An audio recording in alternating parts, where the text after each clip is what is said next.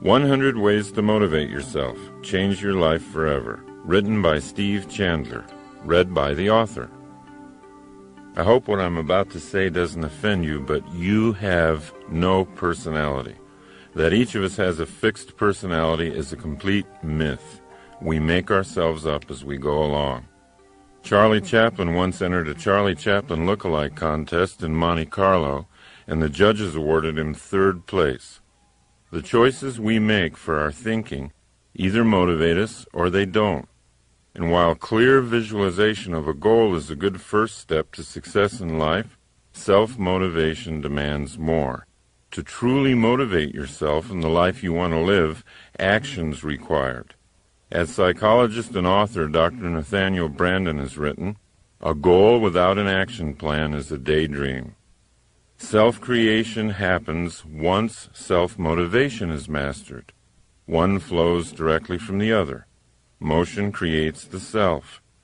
In my experience as a teacher, consultant, and writer, I've accumulated 100 ways of thinking that lead directly to self-motivation. I now present these thoughts to you. Number 1. Create a vision. Arnold Schwarzenegger was not well known in 1976 when he and I had lunch together at the DoubleTree Inn in Tucson, Arizona. He was in town publicizing the movie Stay Hungry. It was a box office disappointment that he just made. I was a sports columnist for the Tucson Citizen, and my assignment was to spend a full day one-on-one with Arnold and write a feature story about him. So at one point I casually asked him, "Now that you've retired from bodybuilding, what are you going to do next?" And with a voice as calm as if he were telling me about some mundane travel plans, he said, "I'm going to be the #1 box office star in all of Hollywood."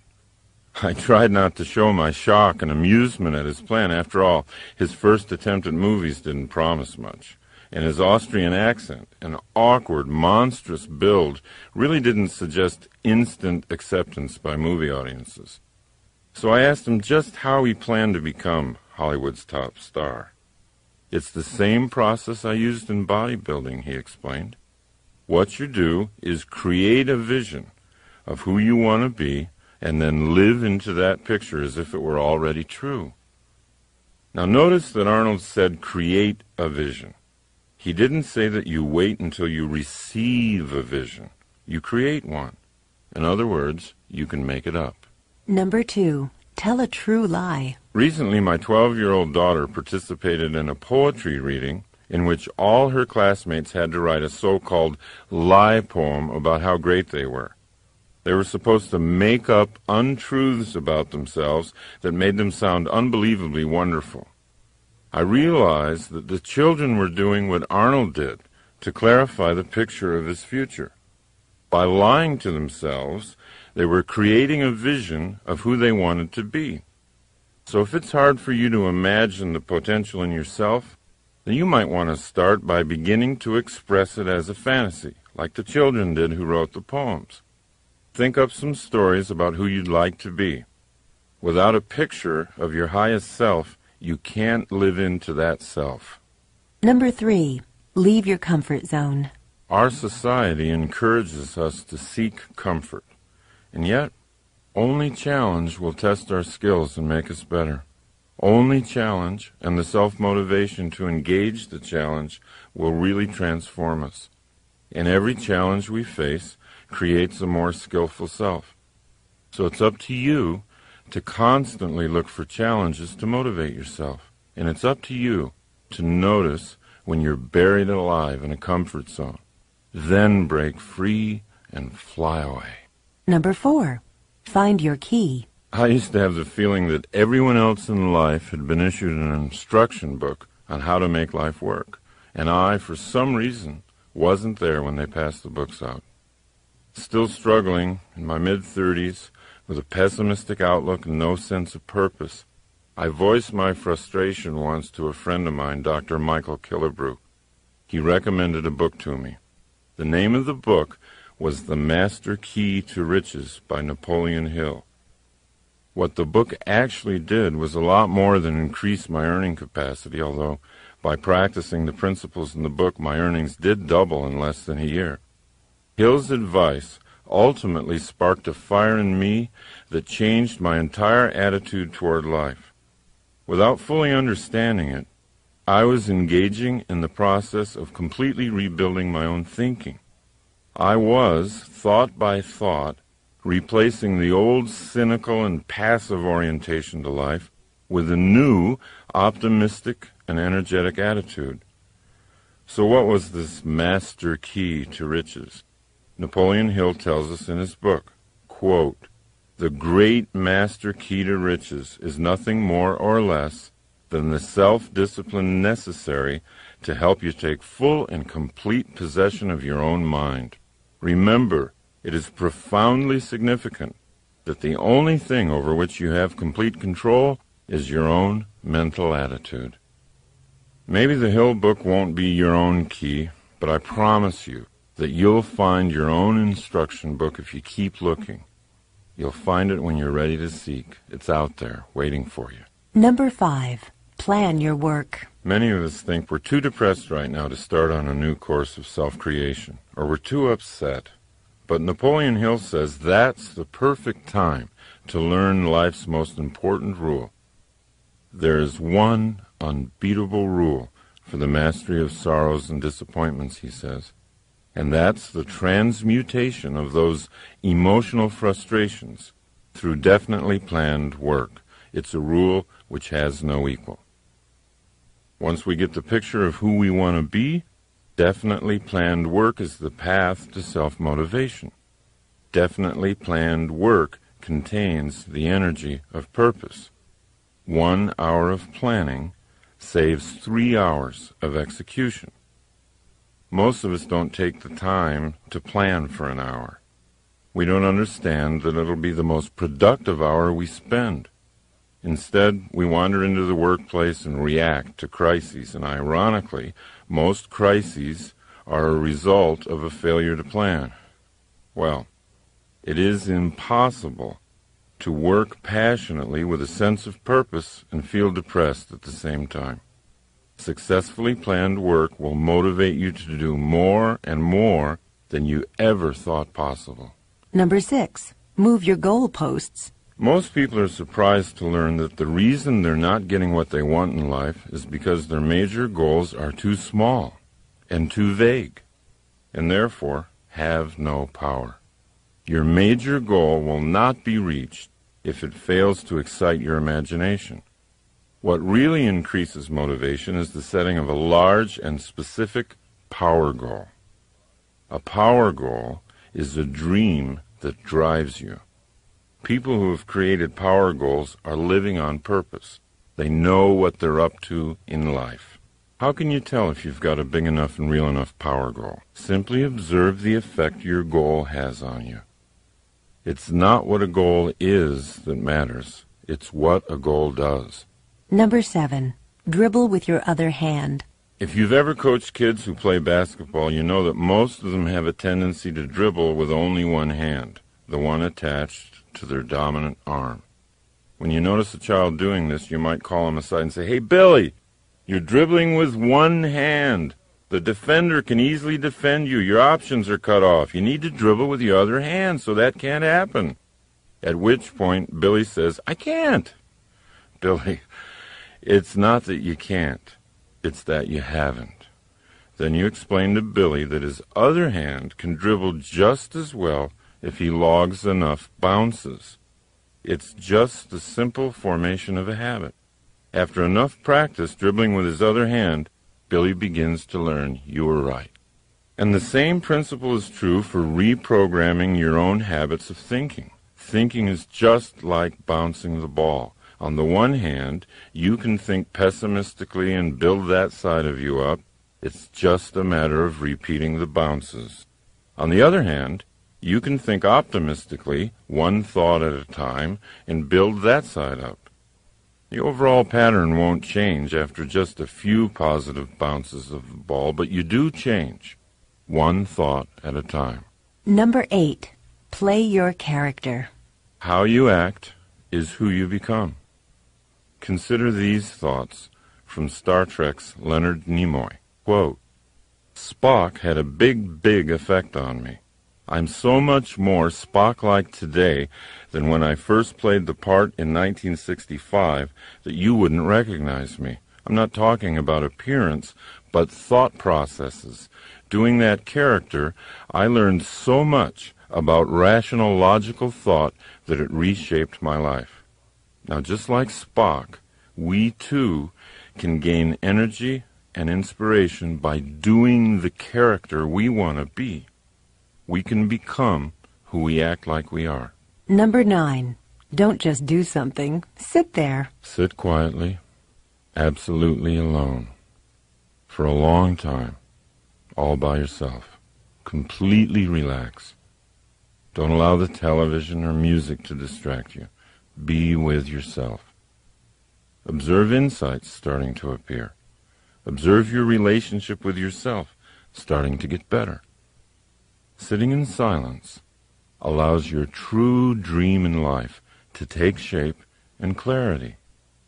In modern, interactive, civilized life today, you're either living your dream or someone else's.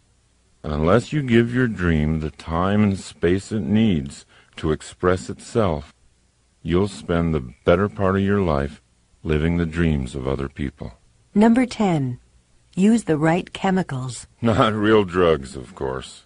Instead, get into those energizing chemicals already in your system that get activated when you laugh, or sing, or dance, or run, or hug someone. When you're having fun, your body chemistry changes, and you get new surges of motivation and energy. Don't keep trying to go out searching for something that's fun. It's not out there anywhere. It's inside yourself. If you can't immediately see the fun in something, find a way to create it. Once you've made a job fun, you've solved the problem of self-motivation. Number 11. Leave high school. Most of us think we're stuck in high school forever. Before high school, in our earlier and more carefree childhoods, we were creative dreamers, filled with a boundless sense of energy and wonder. But in high school, something got turned around. We began fearing what others were thinking of us. All of a sudden, our mission in life became not to be embarrassed. We were afraid to look bad, and so we made it a point not to take risks. Most people end up designing their lives based on what other people might be thinking of them. But we can leave that habit behind. As Emerson asked, why should the way I feel depend on the thoughts in someone else's head? Number 12. Lose face. You can create a self that doesn't care that much what people think. You can motivate yourself by leaving the painful self-consciousness of high school behind. The actor René Auberjonois said, "Show me a guy who's afraid to look bad, and I'll show you a guy you can beat every time." Number 13. Sing without feeling. Become a performer. Act like you already feel like you want to feel. American philosopher William James put it very clearly. We do not sing because we are happy. We're happy because we sing. If you want to be happy, find the happiest song you know and sing it. It works. Number 14. Kill your television. If you're watching too much television and you know it, you might find it useful to ask this one question. Which side of the glass do I want to live on? When you're watching television, you're watching other people do what they love doing for a living. Those people are on the best side of the glass because they're having fun, and you're passively watching them have fun. They're getting money, and you're paying. Groucho Marx once said he found television very educational. Every time someone turns it on, he said, I go in the other room to read a book. Number 15. Read yourself a story. Abraham Lincoln used to drive his law partners crazy. Every morning, he'd come into the office and read the daily newspaper aloud to himself. Why did Abe do this morning reading aloud? He'd discovered that he remembered twice as much when he read aloud than when he read silently. And what he did remember, he remembered for a much longer period of time. Anytime you have an opportunity to read something that's important to you, try reading it aloud. See if you don't make twice the impression on yourself. Number 16. Get on your deathbed. Many of us, including myself, keep pretending that our game has no end. We plan to do great things someday when we feel like it. Confronting our own death doesn't have to wait until we run out of life.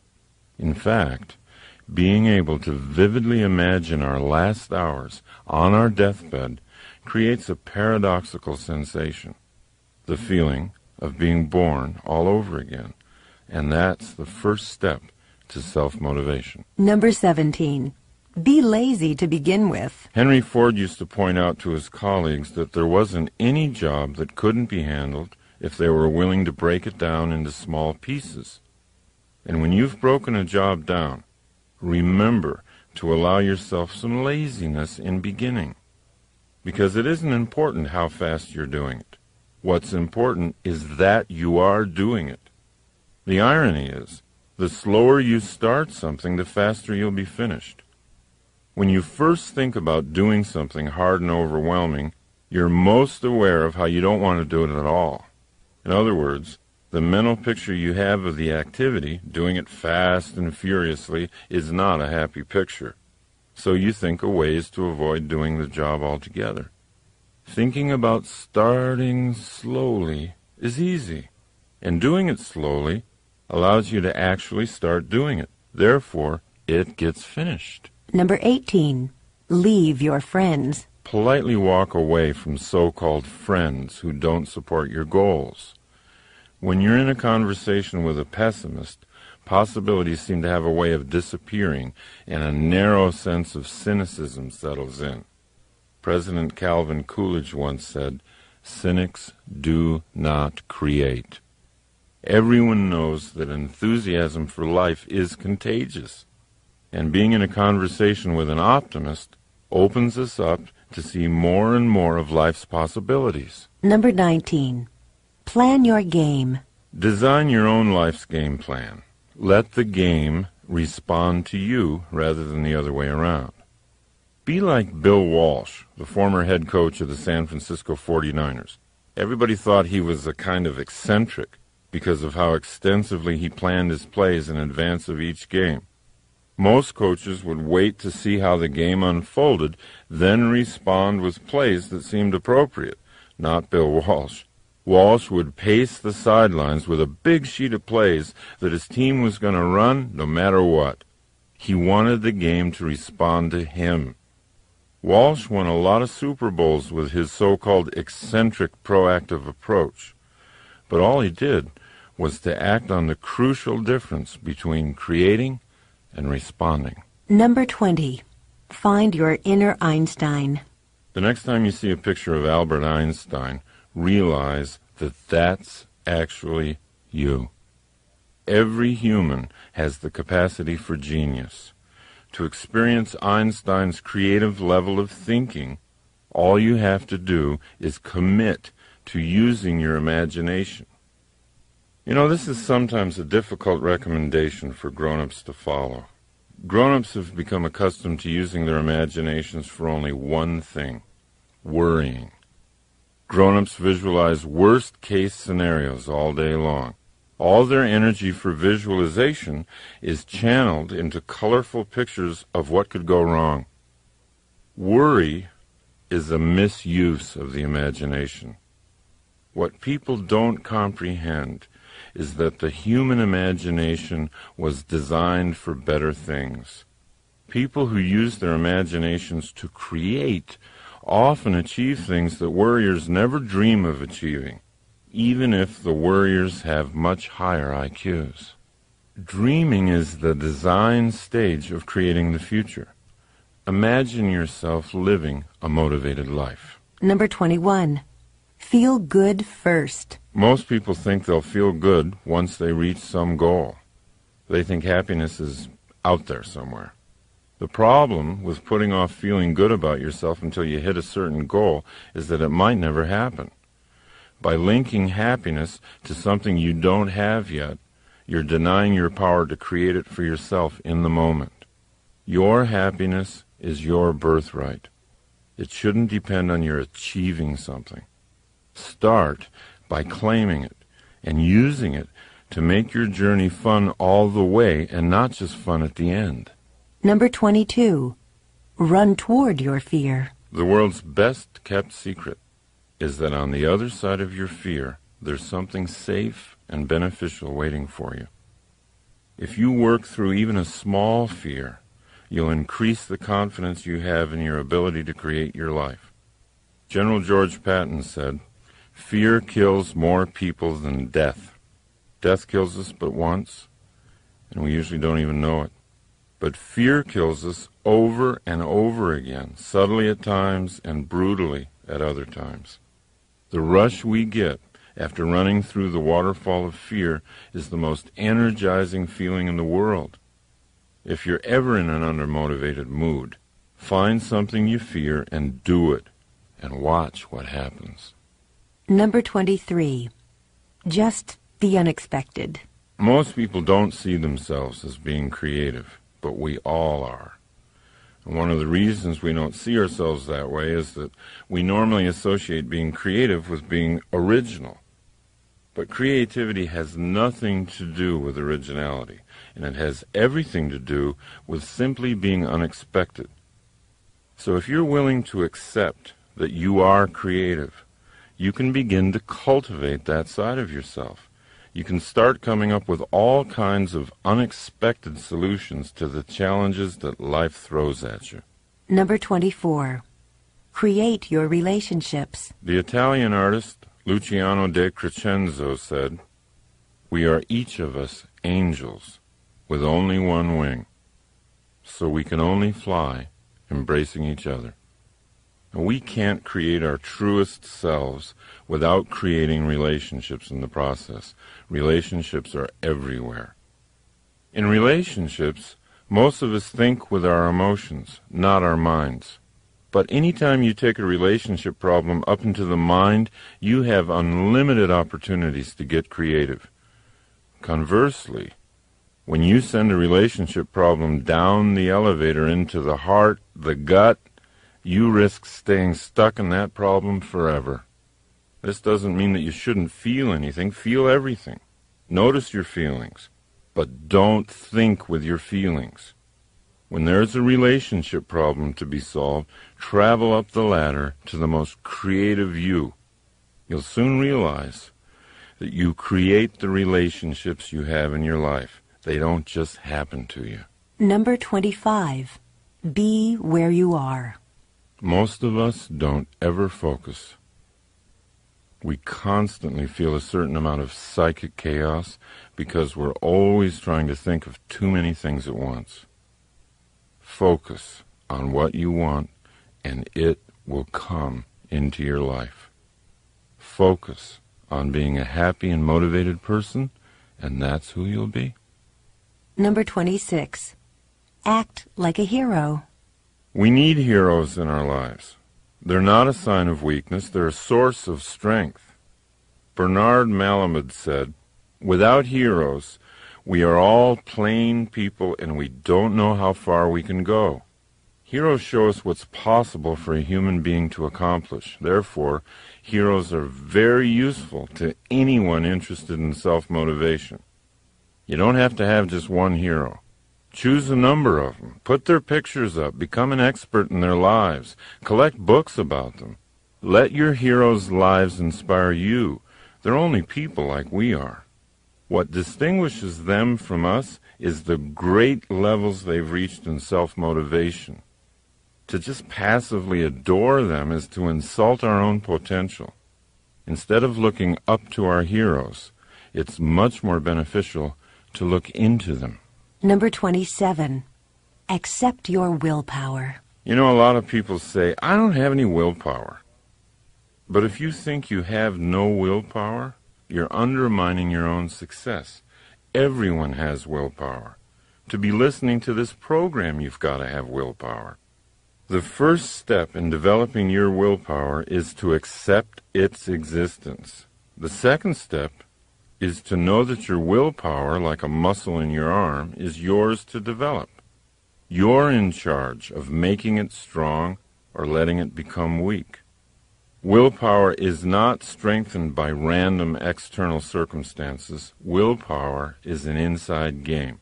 Make a promise to yourself to be clear and truthful about your own willpower. It's always there. Number 28.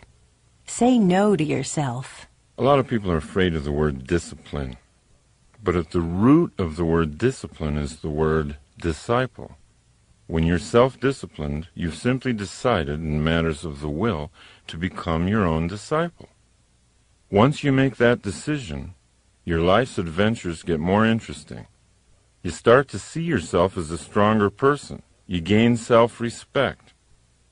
Psychologist Abraham Heschel said, "Self-respect is the fruit of discipline.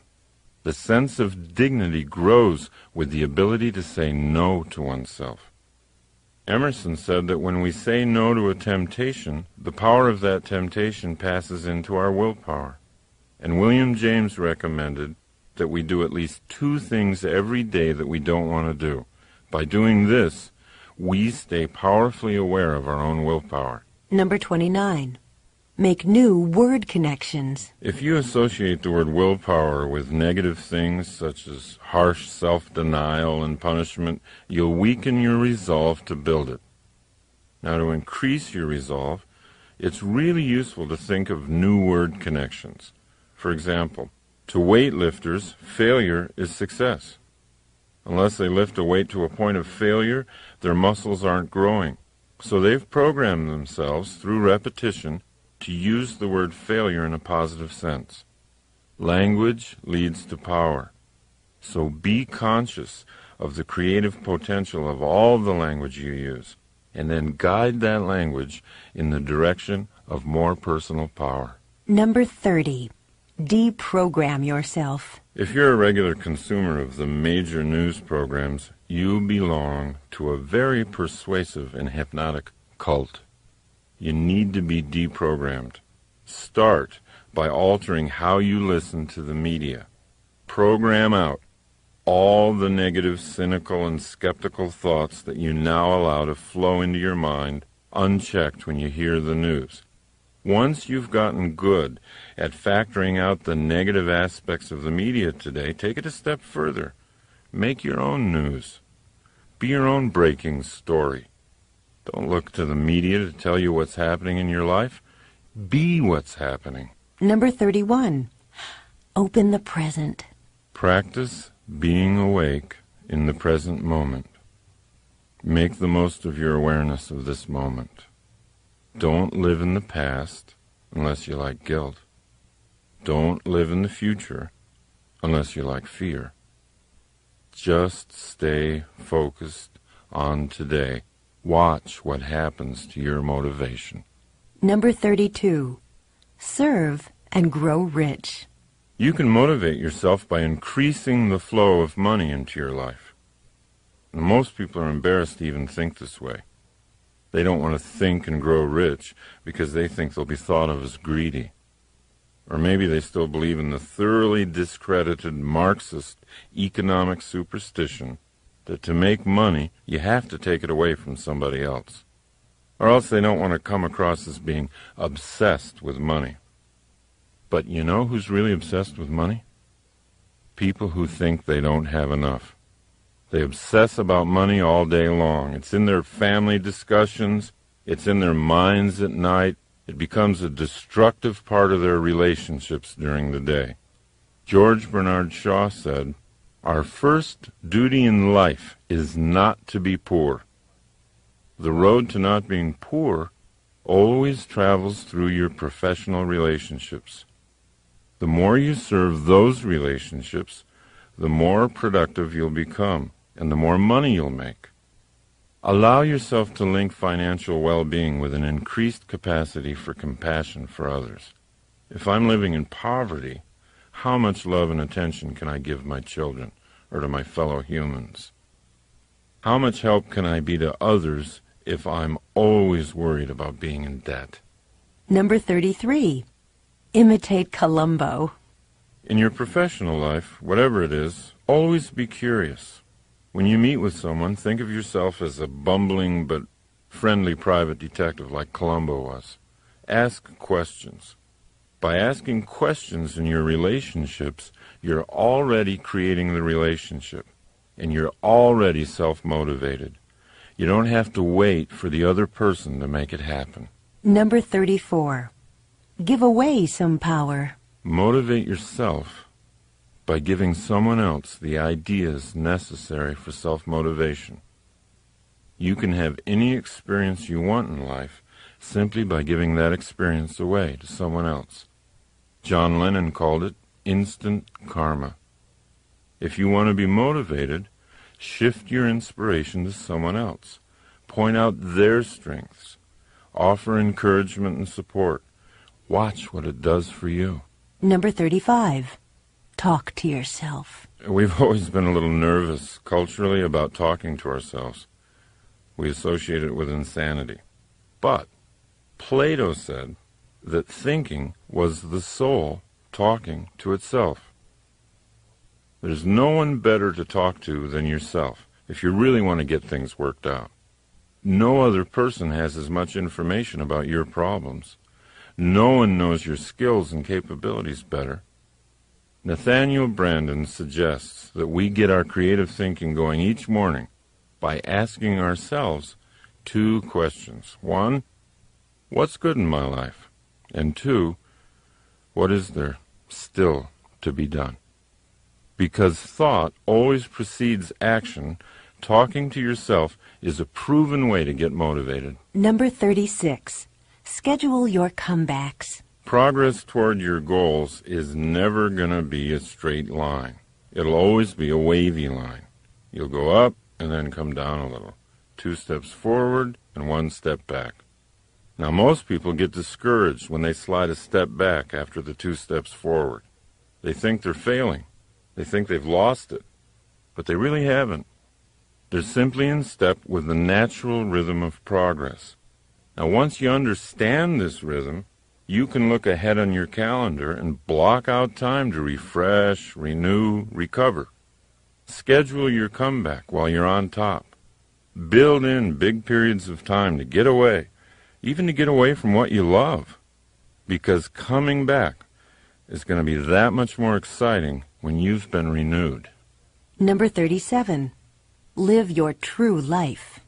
The psychologist David Viscott wrote, when you say you fear death, you're really saying that you fear you've not lived your true life. This fear cloaks the world in silent suffering. How do you know what your true life is?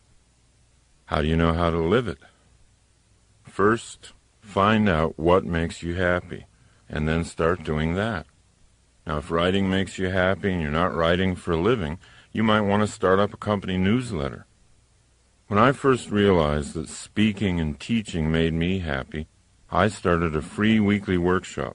I didn't just wait until something was offered to me. There's no goal better than this one, to know, as you lie in your deathbed, that you lived your true life. You did what it was that made you happy. Number 38. Get up on the right side of the bed.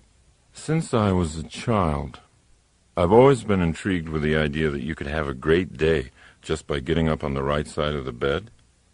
Today, my fascination is not so much with the right side of the bed as it is with the right side of the head, or, to be more precise, the right side of the brain. In the 1930s, brain surgeons discovered the different functions of the 2 halves of the brain while working on epileptics. In 1950, Roger W. Sperry made the greatest breakthroughs in discovering that dreams and energy and creative insight come from the right side of the brain, and linear, logical, short-term, and short-sighted thinking came from the left side of the brain. The best explanation for how whole brain thinking surpasses left brain thinking or right brain thinking is in a book written by British philosopher Colin Wilson called Frankenstein's Castle. Wilson reveals that we have more control over drawing vital energy and creative ideas from the right brain than we ever realized. And what stimulates the right brain the most is a high sense of purpose.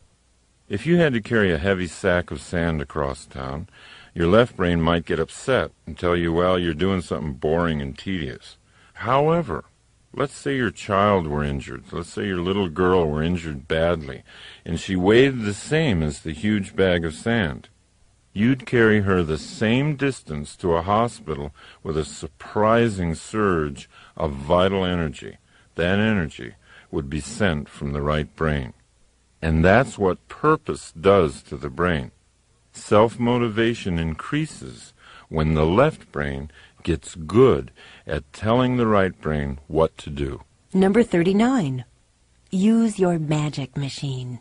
Most people wait for an external crisis. A threatened bankruptcy or an attack on the street or the burning down of their home or an unwanted divorce to finally kick in their whole brain thinking. But that leads to a life of reaction rather than creation. The 3 best ways to activate whole brain thinking are through goal setting, joyful work, and revitalizing play. So rather than wait for some external crisis to appear, you can create an internal challenge of your own. Goals and games. Goals and games motivate you more than anything else in the world. Number 40. Get your stars out. Terry Hill, the New York writer, has been a friend of mine since the 6th grade. He gives lectures and seminars on creativity. His advice to his audiences on the subject of creativity is from J.D. Salinger, and that is, make sure you get your stars out. And this is another way of saying, let the universe that is in you shine freely. Don't try too hard to force things. Just get your stars out and let them shine. Number 41. Be a finisher. Do you want to know where fatigue really comes from? It doesn't come from working too hard. All the research shows that fatigue comes from not finishing your work. William James once wrote, "Nothing is so fatiguing as the hanging on of an uncompleted task." I was giving a self-motivation seminar recently. During one of the breaks, a man came up to me and he said, "Hey, you know what? My problem is I never seem to finish anything. I'm always off onto something before anything's completed." He then asked whether I could give him some affirmations that might alter this. So I said, "Do you think affirmations are what you need? I mean, if you had to learn to use a computer, could you do it by sitting on your couch and repeating the affirmation, 'I know how to use a computer. I'm great at using computers. I'm a wizard on a computer'?" He admitted that affirmations would probably have no effect on his ability to use a computer. So the best way to change your belief system is to change the truth about you, I told him. To believe that you're a good finisher, you've got to build a personal record of finishing tasks. He followed my suggestions, and he followed them with great enthusiasm. He bought a notebook, and at the top of the first page he wrote, "Things I've finished." Each day he made a point of setting small tasks and finishing them. Whereas in the past he was inclined to start sweeping his front walk and leave it unfinished when the phone rang, now he'd let the phone ring so he could finish the job and record it in his notebook. The more things he wrote down, the more confident he became that he really was becoming a finisher. Consider how much more permanent his belief change was than if he tried to do it with affirmations. He could have whispered to himself all night long, "I am a great finisher." But his right brain would have known better. We motivate ourselves by finishing things. Number 42. Invent games. So whatever it is that you have to do, whether it's a major project at work, a huge cleaning job at home, turning it into a game will always bring you higher levels of energy and motivation. Number 43. Interact. There's a huge difference between active relaxation and passive relaxation. Active relaxation refreshes and restores the mind.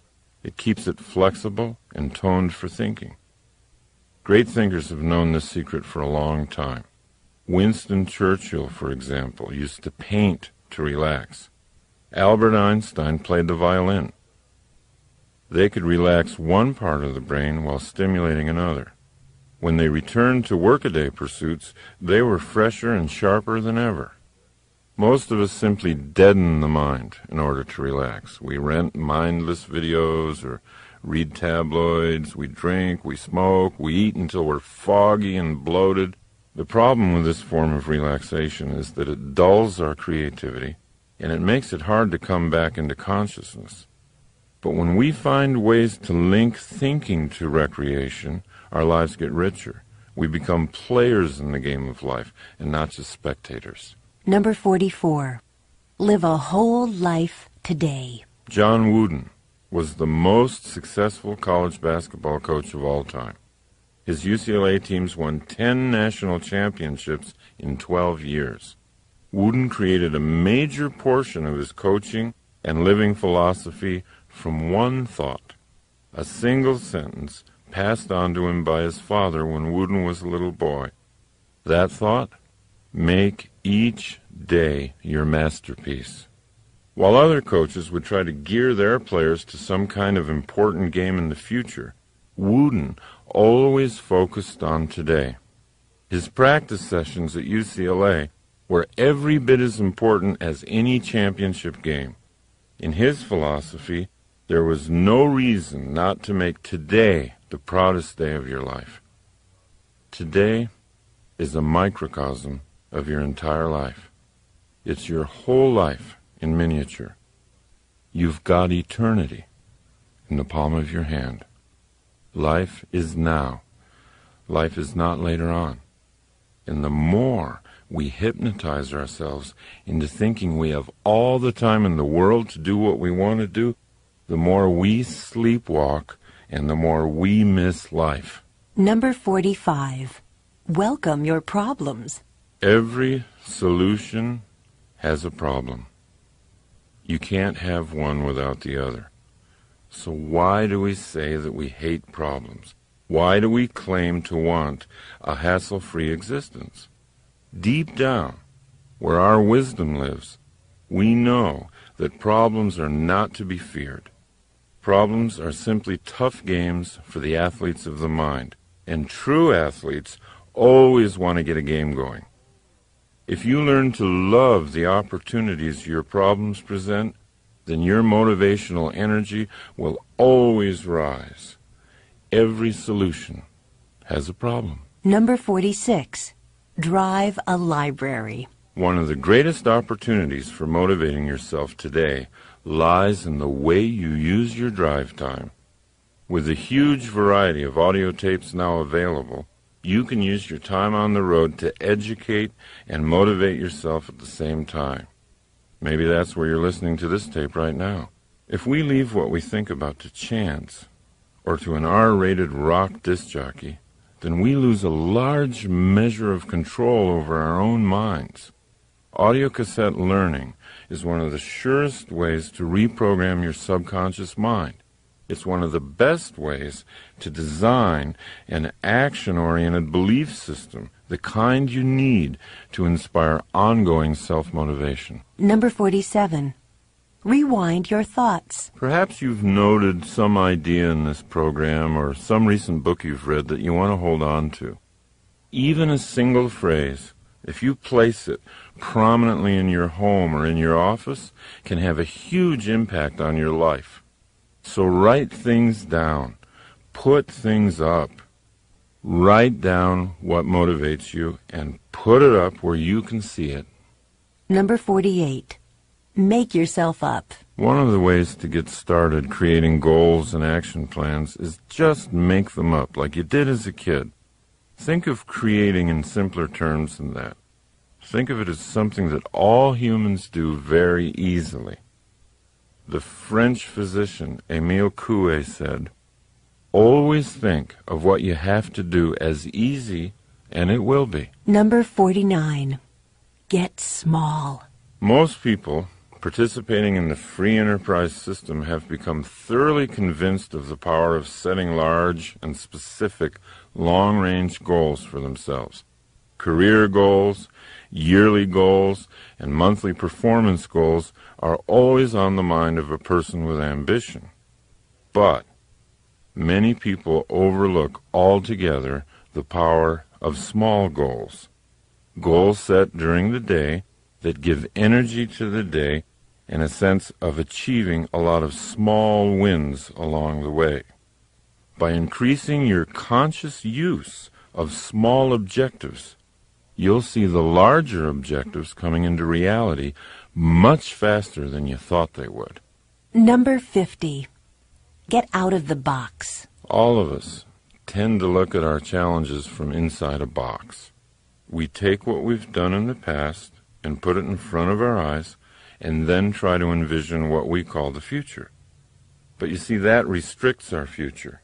With that kind of restricted view, the best the future could possibly be is a new and better past. Great motivational energy occurs when we get out of that box and realize that the possibilities for creative ideas are infinite. To create the best possible future for yourself, don't try to look at it through a box containing your own past. Create the future from nothing.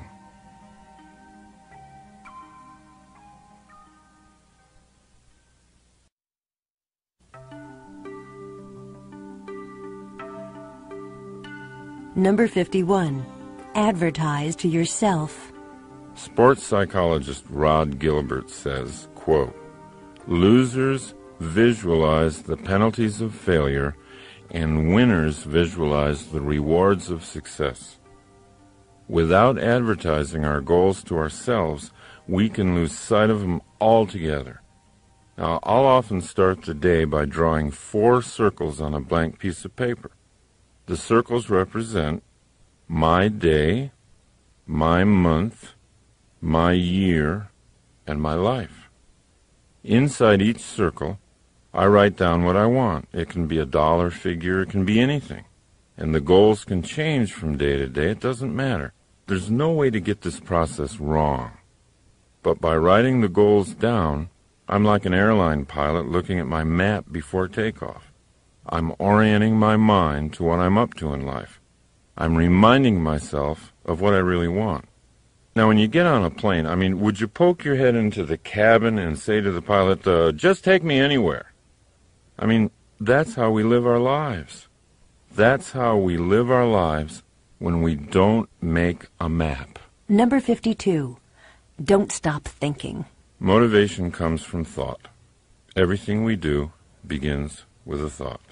And when we quit thinking, we lose the motivation to act. We eventually slip into pessimism, and the pessimism leads to even less thinking, and so it goes. A downward spiral of negativity and passivity, feeding on each other.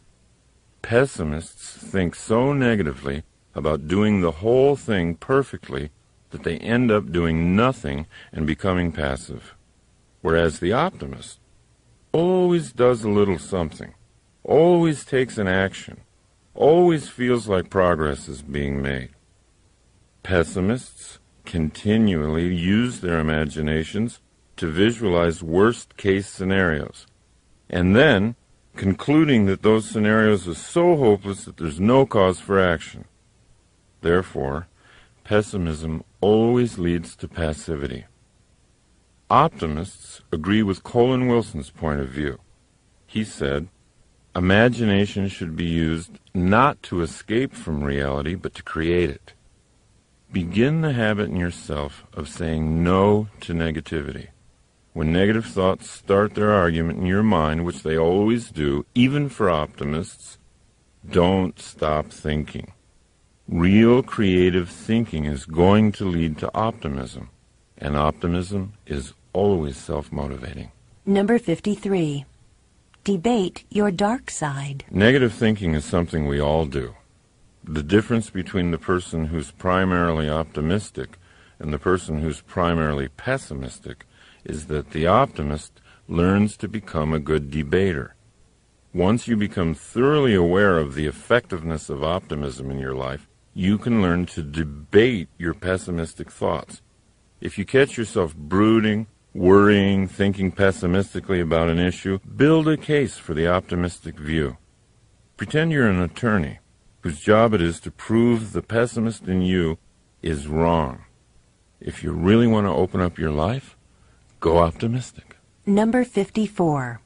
Make use of trouble. You know, I think all of us have heard so many stories, so many incidents where bad events, looking back, in retrospect, were strokes of great fortune.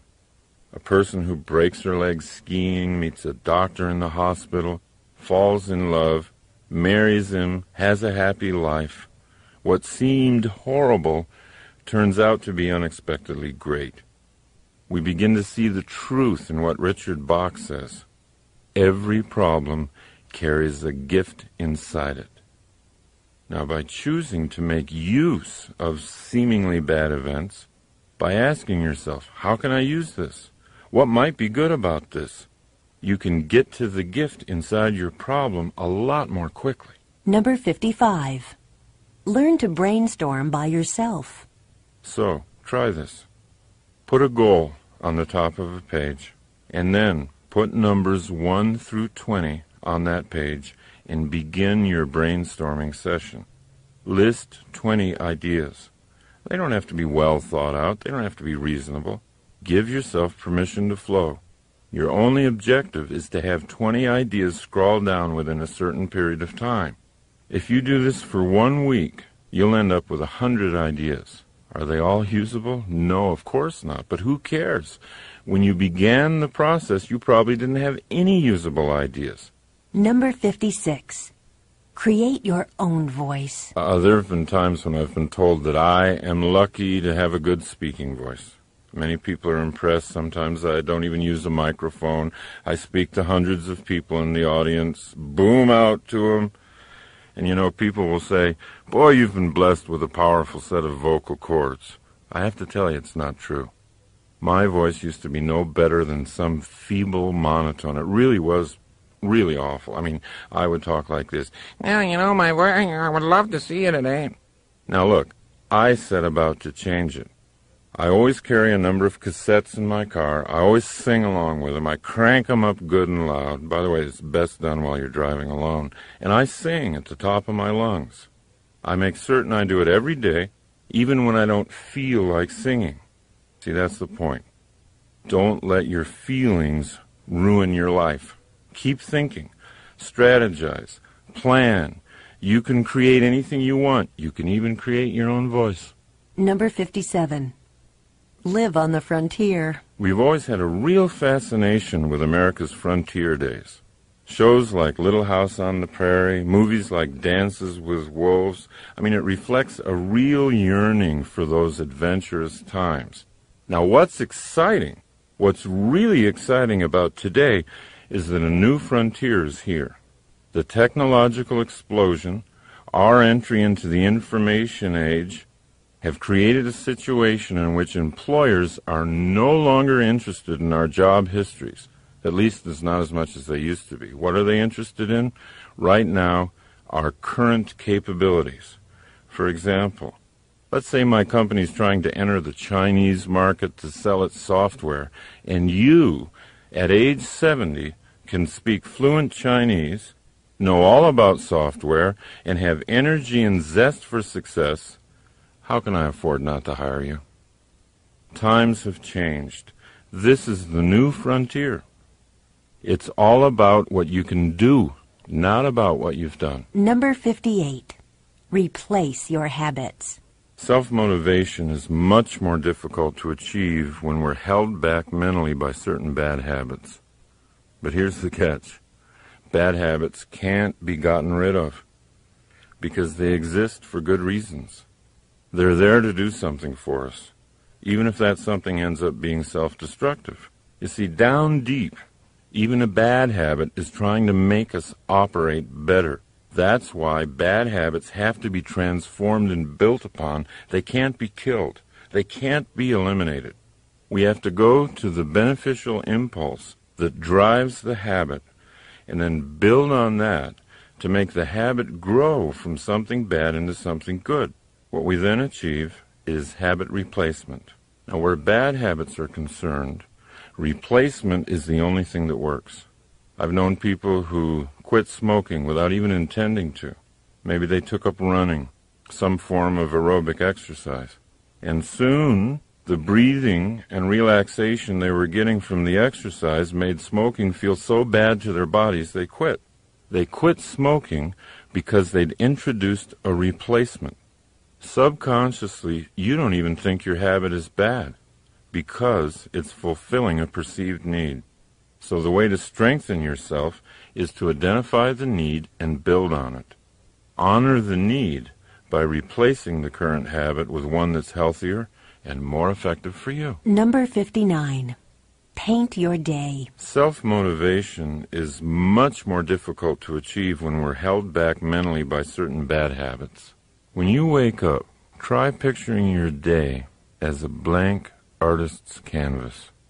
Ask yourself, who's the artist today? Me or blind circumstance? If you choose to be the artist, how do you want to paint your day? Number 60. Swim laps underwater. When Bobby Fischer prepared for his World Championship chess match with Boris Spassky, he prepared by swimming laps underwater every day. He knew that as the chess matches wore on into the late hours, the player with the most oxygen going to his brain would have the mental advantage. So he built his brain by building his lungs. Sometimes all you need is the air that you breathe just to motivate yourself. Going for a run or a walk or simply deep breathing gives the brain the fuel it feeds on, and motivation comes easy. Number 61. Get some coaching. After a disappointing round on the golf course, Jack Nicklaus would often take a golf lesson. When I first heard about this, I said to myself, who could give Jack Nicklaus a lesson in golf? But that was before I ever really understood the value of coaching. And then a young business consultant named Steve Hardison taught me something. Nicklaus takes a lesson, not because his coach is a better player, but because his coach can stand back from Nicklaus and see his moves objectively. So, if coaching is appropriate for your golf or tennis game, it could also be appropriate for the game of life. Ask someone you admire to be honest with you and coach you for a while. Let them tell you what they see. It's a courageous thing to do, and it'll always lead to growth. Number 62. Leave home. Once when Steve Hardison and I were discussing a few of my old habits that were holding me back from realizing my business goals, I finally said to him, but why? Why do I do those things? I mean, if I know they hold me back, why do I continue to do them? And he said, you do them because they feel like home. When you do those things, you do them because that's what you're comfortable doing. And so you make yourself right at home doing them. As they say, there's no place like home. Home can be an ugly place if it's not kept up and consciously made beautiful. Home can be a dark, damp prison, smelling of bad habits and laziness. But we think we're safe there. However, when we inspect the worn-out house more closely, we can see that the safety we think we're experiencing is pure self-limitation. Now, you might want to identify the habits that keep you trapped. Identify what you've decided is your final personality, for example. Understand that it might be a hasty construction built only to keep you safe from risk and growth. See, once you've done that, you can leave. You can leave home. You can get the blueprints out, and you can create a home you really want. Number 63. Perform rituals. As you listen to these various ways to motivate yourself, you might have noticed that action is often the key. Doing something is what leads to doing something. It's the law of the universe. An object in motion stays in motion. My own ritual for jump-starting the brain is walking. Many times in my life I've had a problem that seemed so overwhelming. It seemed too overwhelming to even do anything about. But my ritual is to take the problem out for a long, long walk. Time and time again, during the course of the walks, something comes out of nowhere. Some idea for an action that would solve the problem. So try making up a ritual for yourself, anything that will act as a self-starter. Rituals will have you in action before you feel like getting into action. Rituals always override your built-in laziness. They always get you motivated in a predictable, controllable way. Number 64. Start your life over. If you catch yourself thinking that you're too old to do something you want to do, please recognize that you're now listening to the pessimistic voice inside of you. It's the voice of a liar. Talk back. Remind the voice of all the people in life who've started their lives over again at any age they wanted to. John Houseman, the Emmy Award-winning actor in The Paper Chase, he started acting professionally when he was 73 years old. Don't listen to the voice inside. You can start your life over right now. Number 65. Keep all your promises. One way I used to motivate myself was to make some unreasonable promise. To go to someone I cared about, either personally or professionally, and promise something really big. Something that'll take all the effort and creativity I had to make it happen. But, there were times when those huge promises I made weren't kept, and I realized over the years it's not really an intelligent way to self-motivate. Today I'll make commitments to other people, but they're commitments that I know I can keep. But to motivate myself, I've replaced promising others with setting goals inside myself.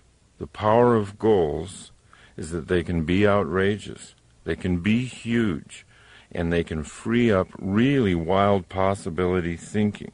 Without setting large goals internally, what I tend to do is just live a life of things that I think I have to do. Number 66.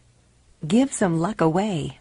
Basketball coach John Wooden used to say, "You cannot live a perfect day without doing something for someone who will never be able to repay you." I agree with that. And there's a way to make sure you can't be repaid. That's doing something for someone who won't even know who did it. Now this gets into a theory I've had all my life, and that is you can create luck. You can create luck in your life by giving it away. See if you can't begin creating your own luck. Number 67. Draw your universe. If you use my 4-minute 4-circle goal-setting system that I talked about earlier, you can create your own goal-directed universe. Try this. After you wake up in the morning, wipe the sleep from your eyes, sit down with a pad of paper, and draw 4 circles. Now these are your own planets.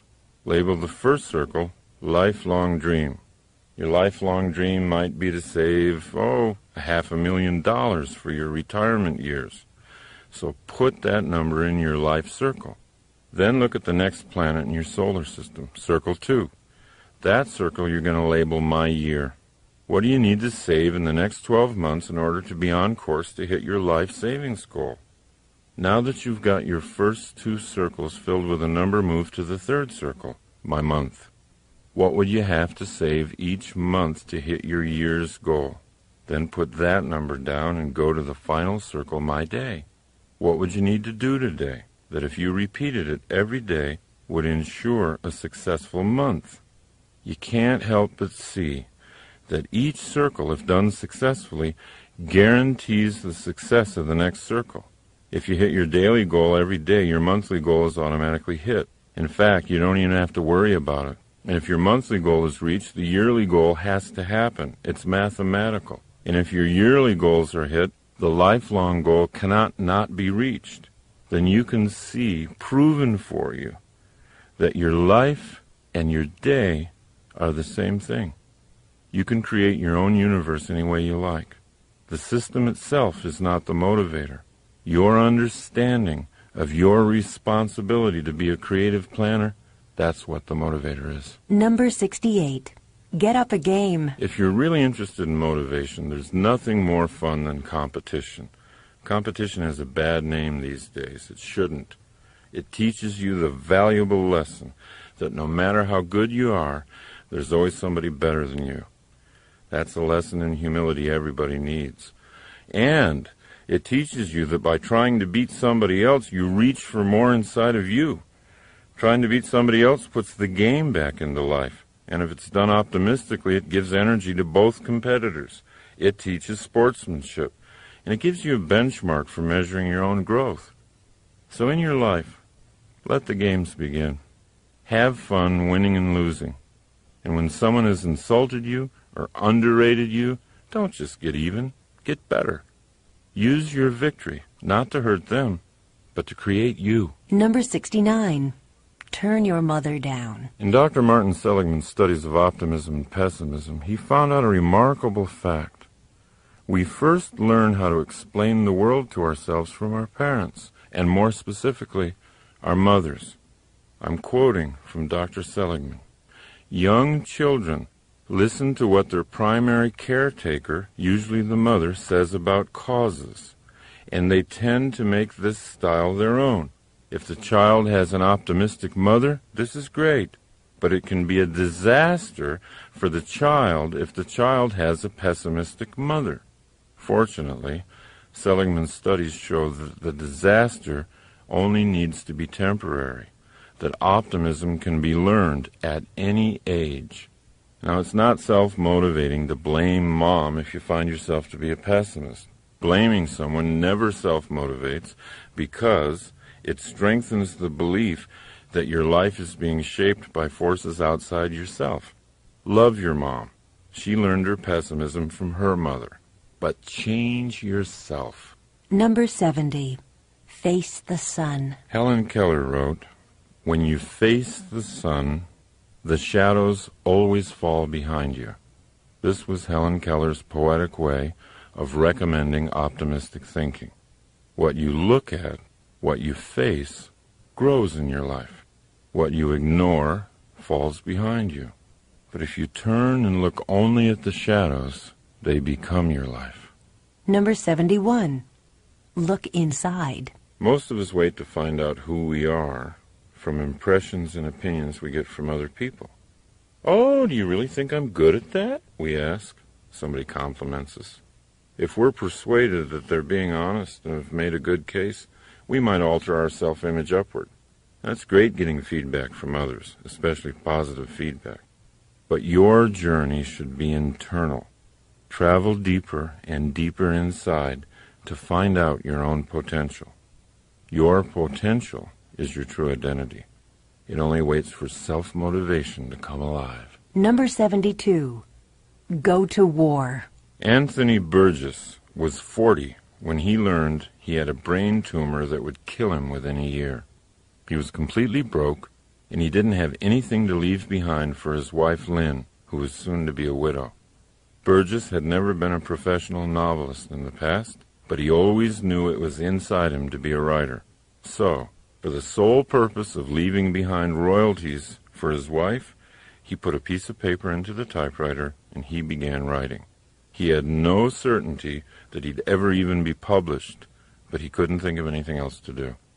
Burgess wrote energetically. He finished 5.5 novels before that year was through. But he didn't die. His cancer had gone into remission, and then it disappeared altogether. In his long and full life, Anthony Burgess wrote more than 70 books. Without the death sentence from cancer, he might not have written anything. You know, it's funny, but research shows that during times of war, suicide rates go down. We don't have to wait for something tragic. We don't have to wait for a war to attack us from without. We can get the same vitality by challenging ourselves from within. Joan of Arc said, "All battles are first won or lost in the mind." A useful exercise for self-motivation might be this. Ask yourself, what would you do if you had Anthony Burgess's original predicament? If I had just a year to live, how would I live differently? What exactly would I do? That question can inspire surprising thoughts. It can reveal skills inside you that you're not using today. Number 73. Make small change. When I first began working on self-motivation a long time ago, I'd go through all kinds of emotional mood swings. I'd get really high on the idea of who I could be. I'd set out to change myself overnight. and then my old habits would pull me right back to who I used to be. Then I'd become demoralized. Later in my life, I finally caught on to the idea that great things are often created slowly. Great paintings, great buildings. So why couldn't great people be created slowly? So if you're willing to see yourself as a masterpiece in progress, then you'll love small changes. You'll be excited by a tiny thing you did differently today. If you want a stronger body and you took the stairs instead of the elevator, celebrate. You're moving in the direction of self-creation. Number 74. Do something badly. Sometimes we don't do things because we're not sure we can do them well. We feel we're not in the mood or at the right energy level to do the task we have to, so we put it off or wait for inspiration to arrive. We're so afraid to do things until we're sure we'll do them well, we don't do anything. This is the source of all writer's block, by the way. This tendency led G.K. Chesterton to say, if a thing is worth doing, it's worth doing badly. If you're not motivated to do something you know you need to do, just decide to do it badly. Add a little self-deprecating humor. Be comically bad at what you're doing, and then enjoy what happens to you once you're in the process. Number 75.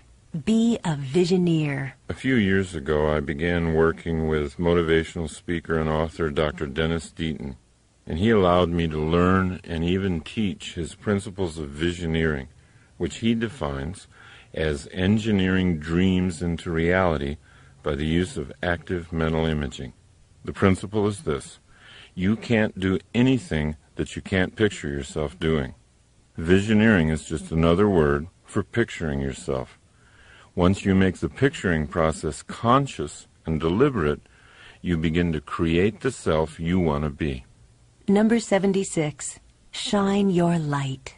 Chesterton used to say that taking things lightly was the most spiritually advanced thing you could do to improve your effectiveness in life. After all, said Chesterton, it's because God's angels take themselves so lightly that they're able to fly. And if his angels take themselves that lightly, imagine how much more lightly he takes himself. Your own motivational level will always be lifted with humor. Anytime you're stuck, ask yourself to take things lightly. Ask yourself to come up with some funny solutions.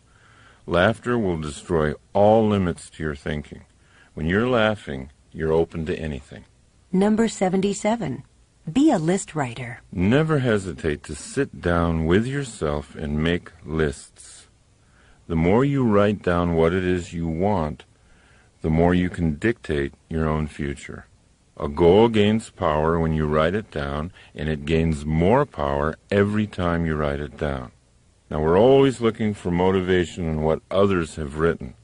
But if you become a creative list maker, you'll learn how to motivate yourself by what you've written. Number 78.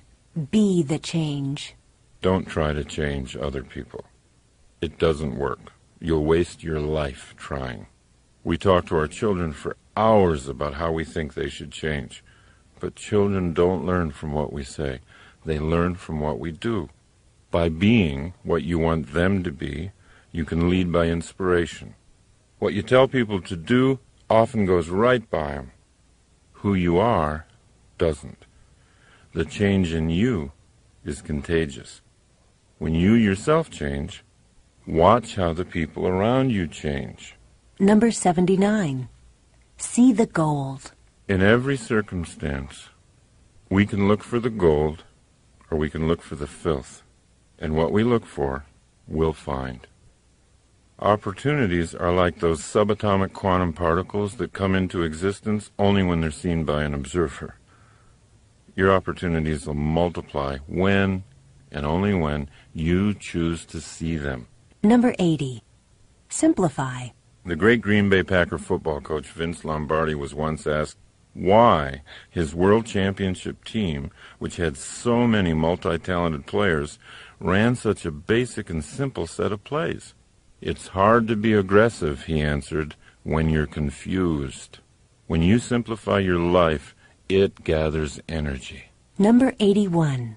Pin life down. Recently, I was working with car dealer Henry Brown of Brown & Brown Nissan, which is a nationally celebrated Nissan dealership, and he was telling me a story about his son, a high school wrestler. Now, his boy had been getting only fair results in wrestling this year, so Henry went and talked to him, and he learned that he entered each match completely prepared to counter anything his opponent tried. And no matter how gifted Henry's son was at countering moves, countering was still countering. So finally, Henry suggested to his son that he try entering a wrestling match with a plan, a series of moves that he would initiate no matter what his opponent tried.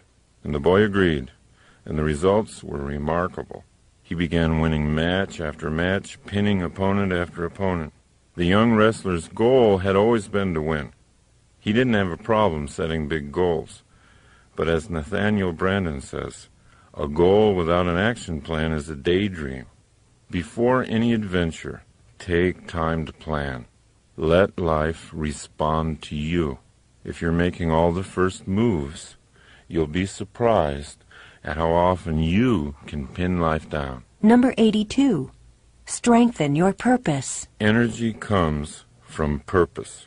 If the left side of the brain tells the right side that there's a sufficient crisis, the right side sends energy, and sometimes superhuman energy. And that's why there's such a difference between people who set and achieve goals all day and people who just do whatever comes up, whatever they feel like doing. To the first person, there's always added purpose. To the other, there is boredom and confusion, the two greatest robbers of energy. Because we are totally responsible for our own sense of purpose, that also means that we're totally responsible for the energy in our lives. Number 83. Go on a news fast. I first heard the phrase news fast from Dr. Andrew Weil. Now, he actually tells his patients to stop watching the news for a few weeks, and he gets great results. They sleep better, their whole systems are better. Now, my own recommendation for a news fast has to do with self-motivation. If you go for periods of time without listening to or reading the news, you'll notice an upswing in your optimism about life. You'll really feel a lift in energy. Your mind is yours to fill with whatever you want. The more you accept the responsibility of filling it, the easier it'll be to build an optimistic and effective mindset. Number 84. Choose an action.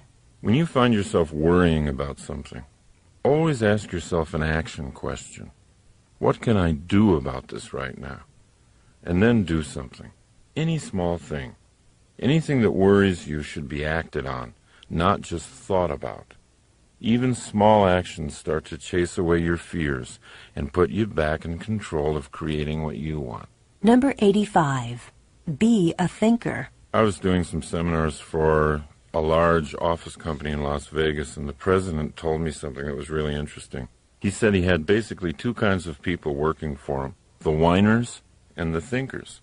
The whiners were often very smart, dedicated employees who worked long hours, but when they came into the president's office, it was always to complain. And here's what he said. They're great at finding fault with other managers and telling me what's wrong with our systems, but they're a drain on me because they're so negative I end up trying to make them feel better, and after that I'm depressed. Now, the thinkers, on the other hand, had a different way of coming into the office with problems. Here's what he said about them. The thinkers come to me with ideas. They see the same problems that the whiners see, but they've already thought about possible solutions. When you're committed to self-motivation, you'll follow into the realm of the thinker, naturally. You'll be more valuable to your organization and to yourself. Number 86. Choose enjoyment. There's a huge difference between pleasure and enjoyment. And when we're absolutely clear about the difference, we can grow much faster toward who we want to be. What we do for pleasure, for example, routine sex, eating, drinking, all kinds of short-term stuff, that's different than what we do for enjoyment. Enjoyment always involves the use of a skill, and it always involves facing a challenge. Things like sailing, gardening, golfing, any kind of activity like that involving skills meeting a challenge result in enjoyment. People who get clear on the difference begin to know how to consciously put more enjoyment into their lives. Number 87. Read mystery novels. The person with the highest IQ ever measured, Marilyn Vos Savant, recommends mystery novels as brain builders. Here's what she says. Not only is this exercise fun, but it's good for you. I'm not talking about violent thrillers or police procedural novels, but instead I'm directing you to those elegant, clue-filled, intelligent mysteries solved by drawing conclusions, not guns." Unquote. Marilyn Vos Savant believes strongly that the brain can be built as surely and as quickly as the muscles of the body. So the next time you feel like curling up with a good mystery, don't feel guilty. You might be doing the most productive thing you've done all day. Number 88. Express your thoughts. Go ahead and feel your feelings.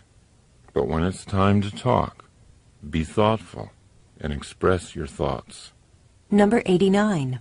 Use your weaknesses. Make a list of your strengths and your weaknesses on separate pieces of paper.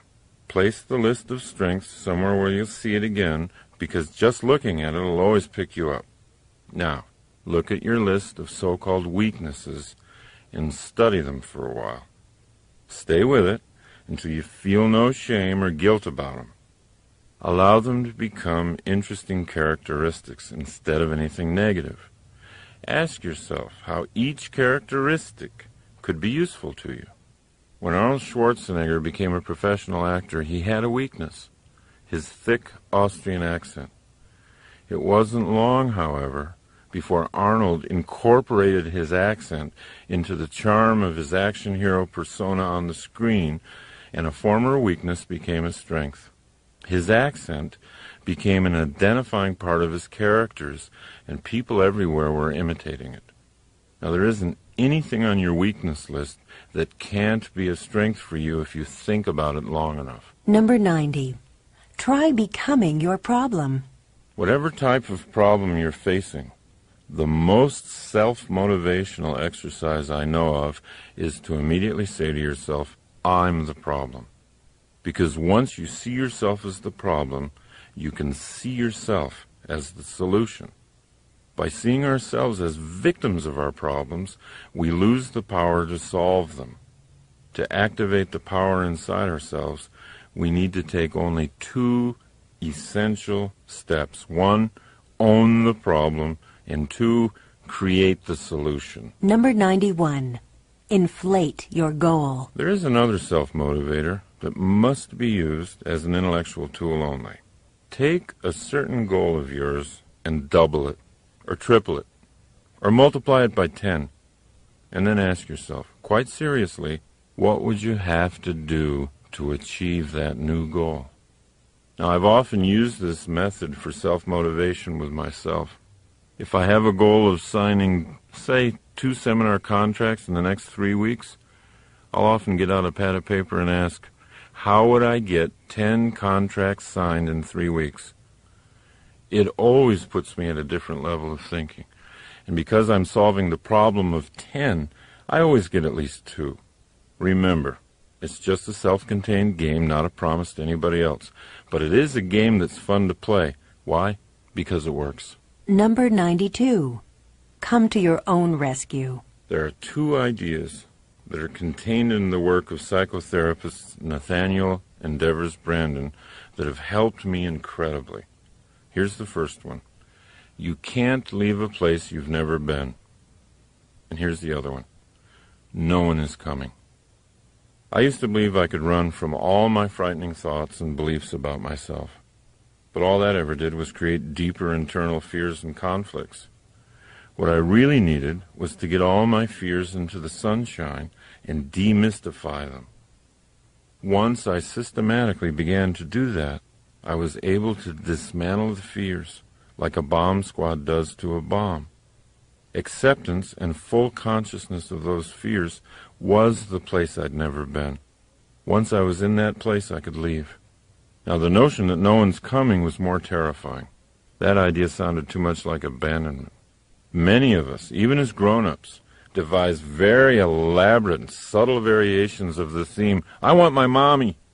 The Brandons showed me that I could be much happier, much more effective, if I valued independence and self-responsibility above dependency on someone else. So when you accept the idea that no one's coming, it's actually a very powerful moment, because it means that you're enough. You can handle your problems yourself. You can grow. You can get strong. You can generate your own happiness. And paradoxically, from that position of independence, truly great relationships can be built, because they're not based on dependency. They're not based on fear. They're based on mutual independence and love. See how much better you are at self-motivation once you've begun to celebrate the news that you're enough. Number 93. Push your own buttons. Motivation never has to be accidental. Any form of motivation. A lot of people like to motivate themselves musically, for example. But you don't have to wait for hours until a certain song comes on the radio that picks up your spirits. You can control what songs you hear. If there's certain songs that always lift you up, create a greatest motivational hits tape for yourself. You've got much more control over your environment than you've ever realized. Learn how to push your own buttons. Number 94. Strengthen your rehearsal. The harder you are on yourself, the easier life is on you. There isn't anything life can challenge you with that you can't challenge yourself with in advance. You can set yourself up to succeed. If you have to make a presentation in front of someone who scares you, you can always rehearse it first in front of someone who scares you more. If you've got something hard to do and you're hesitant to do it, pick out something even harder and do that first. Watch what it does to your self-motivation going into the real challenge. Number 95. Improve your vision. Robert Fritz said, "It's not what a vision is, it's what a vision does." So what does your vision do? Does it give you energy? Does it make you smile? When you're tired, does it take you that extra mile? A vision should be judged by these criteria. The criteria of power and effectiveness. In other words, what does it do? What do you want to bring into being? If your vision isn't giving you energy, then picture another one. Keep at it until you develop a vision that's so colorful and so clear it puts you in action just to think about it. Number 96. Build your power base. The more awake you are, the more conscious you are, and the more you pay attention to how your own efforts at self-motivation are succeeding, the more powerful you'll become. Your knowledge of self-motivation is power in and of itself. Respect your knowledge and build on it. Number 97. Link truth to beauty. To me, the best case for honesty is how beautiful it is, how clean and clear it makes the journey from current reality to the dream. Truth leads you to a more confident level in your relationships with others and with yourself. It diminishes fear. It increases your sense of personal mastery. Lies, half-truths, they'll always weigh you down, whereas truth will clear up your thinking and give you the energy and clarity needed for self-motivation. Number 98. Take no for a question. Ask the universe for what you want. Don't take no for an answer. Take no for a question. When you ask for something and it's denied to you, imagine that the no you heard is really the question. Can't you be more creative than that? Never accept no at face value. Let rejection motivate you to get more creative. Number 99. Walk with love and death. Whenever I need to get through something, face something, or create a courageous kind of action plan, I always take long walks. When I walk long and far enough, a solution always appears. I eventually get oriented to the most creative course of action. Andrew Weil, in his book Spontaneous Healing, says, when you walk, the movement of your limbs is cross-patterned, The right leg and left arm move forward at the same time, then the left leg and right arm.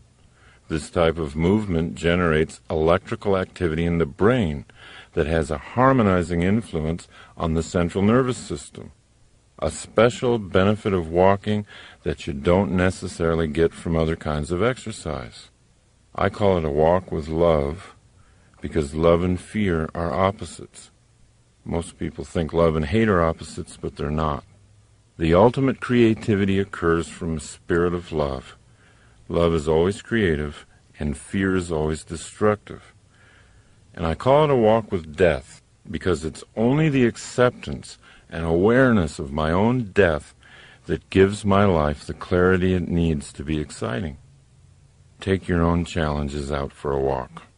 Feel your self-motivation growing inside you. Feel the electricity in your brain. Feel it harmonize with your central nervous system. You'll soon know for a fact that you do have what it takes. You can walk courage into existence. Number 100. Buy yourself flowers. Buy yourself flowers, and every time you look at them, let them remind you of how colorful your future is going to be, how fresh your thoughts are, how easy it is for you to honor yourself, how much power you have to make your environment beautiful, and how sweet the smell of the universe can be.